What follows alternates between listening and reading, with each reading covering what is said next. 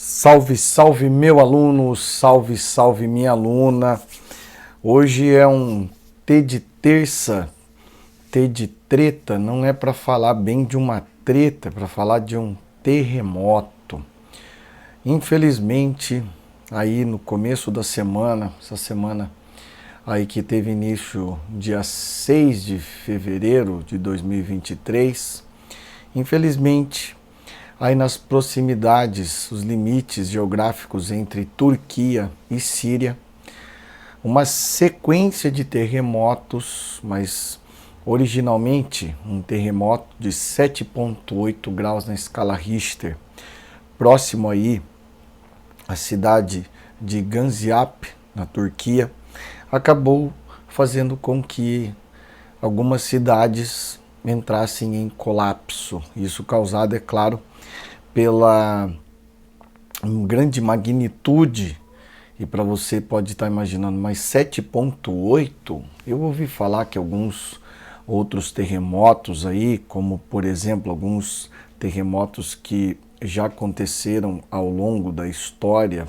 terremotos aí desde a década de 60, como por exemplo aí no Chile, lá em 1960, infelizmente teve um terremoto lá de mais de 9 graus, 9,5 graus na escala Richter.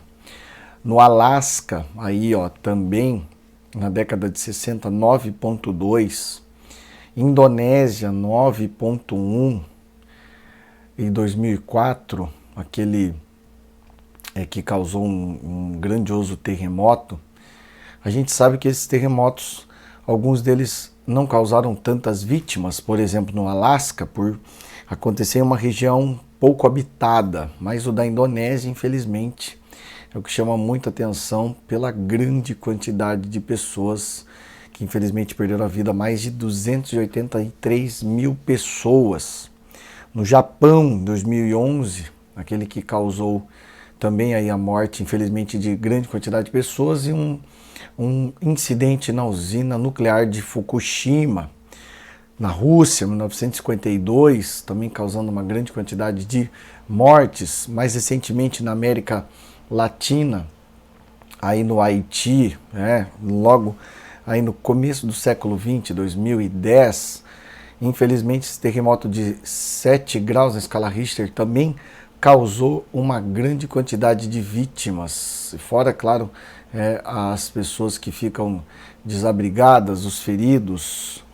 Mas por que infelizmente esse terremoto que aconteceu agora na Turquia, e eu estou gravando esse vídeo aí agora no dia 7, por que ele causou essa destruição tão grande? Eu quero mostrar para você geograficamente onde está localizado o epicentro desse terremoto. Só dá uma olhadinha aqui, ó. Por que a gente está falando de uma gravidade tão grande? Olha ali, ó. A gente está falando de um terremoto que vai acontecer aqui, ó. Vai acontecer. O primeiro tremor acontece aqui, ó, próximo a Gaziantep, e o segundo tremor de magnitude menor, 7,5, vai pegar uma região muito povoada, com estimativa aí de mais de 30 milhões de pessoas, entre Turquia e Síria. E aí, infelizmente, essa região aqui da falha oriental da Anatólia, que é onde acontece o tremor, vai ter, não é o choque entre placas tectônicas, o que nós temos aqui é aquele movimento transformador, ou melhor, ou conservativo, aquele que vai fazer com que as placas se atritem. Nesse caso, elas se atritam aí horizontalmente. E a área onde eles vão se atritar fica a 17 quilômetros da superfície, o que vai dar aí um poder destrutivo para esse terremoto, infelizmente violento. Eu não vou entrar na área da geografia, porque, é claro, na área da geografia teria que explicar muito melhor essa parte dos movimentos de placas tectônicas, mas Uma das coisas que você deve ter percebido aqui é que essa área entre Turquia e Síria fica próximo a algumas áreas, encontros de área de placas tectônicas, como a placa eurasiática, aí tem a placa da Anatólia, que é onde está aí o território da Turquia, boa parte dele, a placa africana e a placa árabe, o que de uma certa maneira, com toda certeza, vai ter nesse local uma área de grande instabilidade geológica. Tudo bem que faz aí algum tempo que os grandes serviços de análise, estudos geológicos não captam tremores tão grandes, algo de 5 pontos na escala Richter, menos que 7, que é aquilo que é considerado como grandiosos tremores. Mas, claro que por conta disso nós temos ali um local onde as construções, muitas delas muito antigas, como você deve estar vendo aí em vídeos, você deve estar acompanhando também algumas postagens e vídeos que circulam pela internet, mostrando aí hotéis, construções desabando, algumas construções muito antigas aí dando aquele literal chacoalhão. Só que essas construções não são feitas, não são preparadas para esses tremores, só porque faz tempo que não tem tremor, então não precisa construir isso. A gente sabe que em outros países, como por exemplo o Japão, que sofre também muito constantemente com tremores, as edificações têm aí um preparo, claro que também tem uma infraestrutura de estudos. Só que a humanidade ainda não tem como saber exatamente quando é que vai acontecer, por mais que existam países muito com sistemas muito desenvolvidos, como o Japão, os próprios Estados Unidos, mas ainda não tem. E aí, justamente acontece em uma região com essa falta de preparo, com essa falta de cuidado, infelizmente, a gente vai acabar acompanhando ao longo dessa semana que a quantidade de vítimas fatais, infelizmente, vai acabar se elevando, porque há uma grande quantidade de escombros.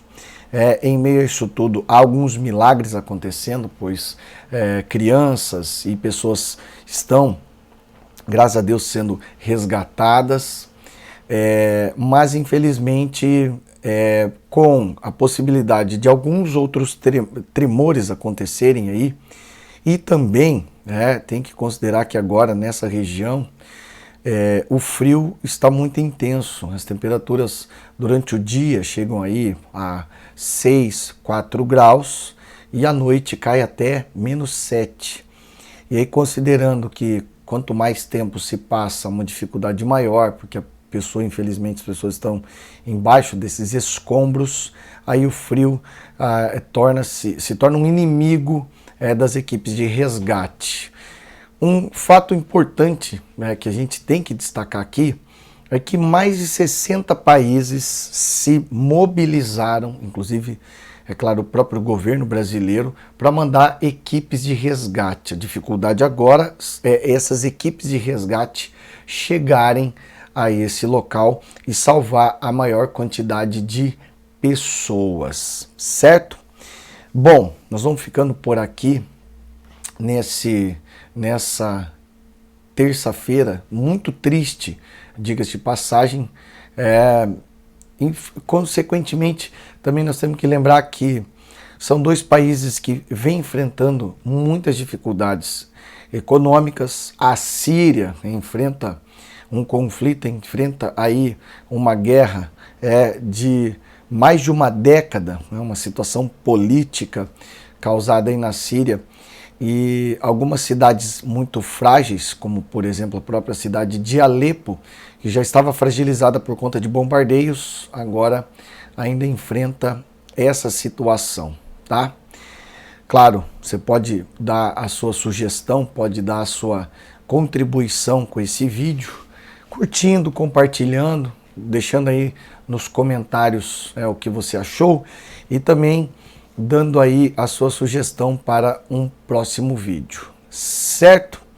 Ficamos aqui contando, é claro, com as boas ações e na expectativa de, em meio a tudo isso, notícias boas virem ao longo dessa semana, certo? Toda sorte do mundo aí para o pessoal que vai trabalhar nos resgates na Síria e na Turquia, e nós ficamos aqui na torcida, certo?